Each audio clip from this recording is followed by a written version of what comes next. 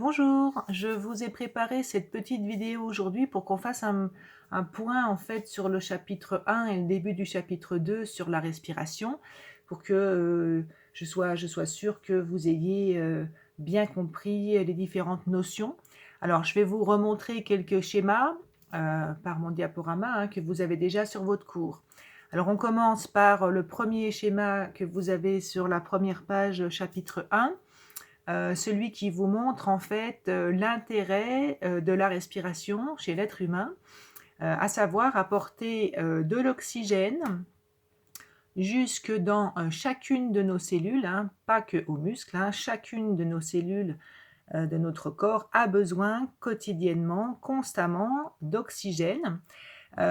Cet oxygène va donc rentrer dans chacune de nos cellules, va se diriger vers les mitochondries, et grâce à une multitude de réactions, évidemment, on a aussi besoin de glucose pour faire toutes ces réactions. Nos mitochondries vont être capables de fabriquer l'énergie, qu'on appelle ATP, on en avait déjà parlé. Donc cette énergie va nous servir à toutes les réactions chimiques du corps. On va aussi, durant ces réactions de dégradation du glucose en présence d'oxygène, de dioxygène plutôt, obtenir deux déchets, du dioxyde de carbone et de l'eau. L'eau, c'est pas un déchet toxique du tout, on va la garder pour nous. En revanche, le dioxyde de carbone, CO2, va devoir être rejeté par l'organisme et on va se servir également du système respiratoire pour le rejeter, puisque le dioxyde de carbone, c'est un gaz. Voilà, alors je vais passer en revue les différentes diapos que vous avez. Je ne vais pas tout vous expliquer. Là, juste les différents organes de l'appareil respiratoire, ça vous devez savoir. Peut-être on s'arrête juste 10 secondes sur cette image-là qui montre les différents tissus qui composent la trachée ainsi que les bronches. Donc vous devez retenir qu'il y a 4 tuniques différentes, de l'intérieur vers l'extérieur, une muqueuse, une sous-muqueuse, un anneau de cartilage et une membrane qu'on appelle l'adventice. Alors ce qu'il y a de particulier au niveau de la muqueuse, c'est qu'elle possède des cellules possédant à l'extrémité des cils. Et ces cils vont vibrer sans arrêt. En fait, ils vont remonter les poussières qui se seront agglutinées dans du mucus, parce qu'en fait, dans cette paroi-là, alors on doit le voir dans le schéma d'après, bon, celui-là, il vous remontre les 4 tissus, avec des muscles aussi, des muscles lisses qui permettent de, de rendre circulaire totalement la trachée et de lier les 2 parties de cartilage. Le cartilage, il est pas complet en fait, il n'est pas circulairement complet. Donc là, vous avez, sur ce schéma-là, on voit en détail muqueuse et ici sous-muqueuse, si vous suivez ma flèche. Donc la muqueuse, qui est intéressant, comme je le disais, est composée de cellules ciliées ici, qui balayent sans arrêt les poussières qui se sont fait engluer par du mucus, fabriqué par d'autres cellules qu'on voit plus clair ici. Donc en fait, quand on inspire, l'air qui est rempli de poussière sur lesquelles voyagent des micro-organismes va être filtré, oui, on peut dire filtré, grâce au mucus qui va engluer les poussières. Les poussières vont être retenues par ce mucus et les cils balayant le mucus et le remontant jusqu'à l'épiglotte vont évacuer ce mucus rempli potentiellement de micro-organismes pathogènes. Ça permet de filtrer l'air. Et quand l'air arrive jusqu'aux bronchioles, en fait, il est purifié, tout simplement. Alors, est-ce que je voulais vous montrer d'autres schémas intéressants de cette partie-là? Vous avez dans votre programme aussi à connaître la structure d'une alvéole. Donc, c'est ce qu'on trouve au bout des bronchioles. Donc, voici une alvéole, un sac alvéolaire coupé. Donc, on voit les alvéoles rondes, voilà, sur lesquelles sont liés des vaisseaux sanguins qui attendent de faire des échanges de gaz avec les alvéoles. Donc, si on détaille, ça, vous avez dû le remplir vous-même, une alvéole, structure ronde, extrêmement fine pour pouvoir laisser passer les gaz au maximum, composée de cellules pulmonaires qu'on appelle des pneumocytes. Donc on a des pneumocytes 1 qui sont très fins et des pneumocytes 2, eux, en fait, qui sont plutôt ronds. À l'intérieur d'une alvéole, on a un liquide ici qu'on appelle le surfactant qui permet aux alvéoles de rester toujours ouvertes pour pas avoir à se déplier à chaque fois qu'on inspire. On a aussi des cellules nettoyeuses ici, des macrophages, hein, au cas où il y a un petit virus qui soit passé à travers de la filtration des cils avec le mucus. Et puis on a aussi collé aux alvéoles des milliers de vaisseaux sanguins. Et donc cette paroi-là, c'est la paroi qu'auront à traverser les gaz.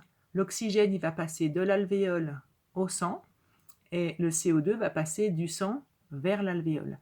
Cette paroi-là est importante, on l'appelle la paroi alvéolo-capillaire. Voilà pour le chapitre 1. Je pense que je n'ai pas d'autre chose à vous montrer. Ces schémas-là, vous les avez aussi dans votre cours. Hein. C'est la paroi alvéolo-capillaire en détail. On retrouve les pneumocytes, le tissu qu'on trouve entre deux cellules, les vaisseaux sanguins également. Alors, je vais passer quelques secondes à vous expliquer les échanges gazeux maintenant. Donc là, on passe au chapitre 2. Ce schéma-là, vous l'avez rempli hier, voilà. Donc vous avez déjà la correction. Je vous avais fait une petite question énigme pour vous demander entre quel compartiment et quel compartiment s'effectuaient les échanges gazeux pulmonaires. Et vous m'avez répondu évidemment entre le A et le B. C'est la règle en fait. Hein. Les échanges gazeux s'effectuent à deux endroits du corps. Ils s'effectuent au niveau des alvéoles et ils s'effectuent aussi au niveau des tissus. Alors, au niveau des alvéoles, c'est simple. L'oxygène rentre dans le sang, on le voit en tout petit ici, et le CO2 sort du sang. Alors, qu'est-ce qui fait que les gaz traversent ces fameuses parois? On dit diffusent.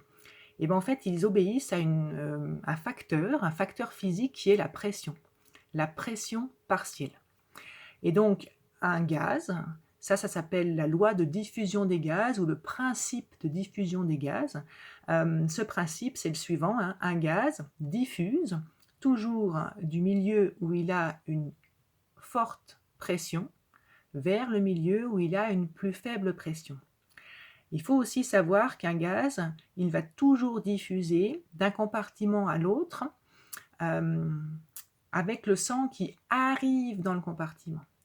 Donc c'est pour ça que les deux compartiments où il va y avoir des échanges au niveau des poumons, c'est le sang qui arrive, le sang de l'artère pulmonaire toujours, et l'air de l'alvéole. Alors on compare pour l'oxygène, on a 5,3 pour l'oxygène ici, dans le sang qui arrive, et ici 13 kPa. Forcément, on a dit que ça allait toujours du plus grand vers le plus petit, donc l'oxygène va diffuser des alvéoles vers le sang, puisque 13, ici, c'est plus grand que 5,3. Pour le CO2, il faut juste comparer les chiffres, toujours le sang qui arrive et le compartiment qui fait l'échange. Alors pour le CO2, dans le sang qui arrive, on a 6 kPa, et dans l'air de l'alvéole, on a 5,3. Donc 6 étant plus grand que 5,3, le CO2 va aller du sang vers l'alvéole, de 6 vers 3. Même s'il n'y a pas beaucoup d'écart, il va toujours de la plus grande pression vers la plus petite pression. Okay. Maintenant, on a un deuxième compartiment où les gaz peuvent aussi s'échanger, c'est-à-dire au niveau des tissus, entre le compartiment D et E, comme beaucoup d'entre vous l'avez trouvé. Et donc là, on utilise le même principe de diffusion. Les gaz vont toujours de la plus forte pression vers la plus basse pression. Et toujours en regardant le compartiment tissu et le sang qui arrive. Toujours le sang qui arrive. Alors, il suffit de regarder. Pour l'O2, par exemple, il arrive avec 13, et dans les cellules, il y a 5,3. Donc forcément, l'O2 va aller du sang, où il y a 13, et va sortir dans les cellules, où il y a 5,3. Pour le CO2, ça va être l'inverse. Regardez, 5,3 dans le sang qui arrive, et 6 dans les cellules. Donc comme il doit aller du plus grand vers le plus petit, le CO2 ira du cytoplasme des cellules vers le sang. D'accord?